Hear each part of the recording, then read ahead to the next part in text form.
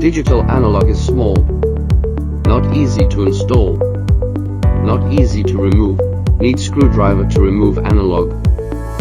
But the screw hole may be damaged by screwdriver and cause failure fitness with screw, shorten shelf life, even damage totally. If install analog with analog carrier, it will be easier to install and protect analog. Different sizes are available for our carrier.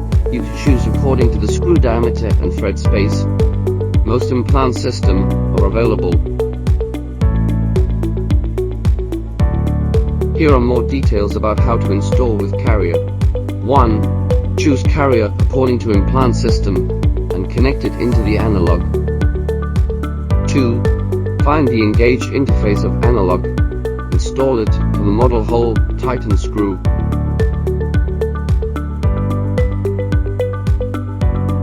3. Remove carrier. Analog installation is done. 4. While uninstall analog, use carrier to connect analog and remove the screw. It is easy to remove the analog. No harm to screw thread, lengthen its shelf life.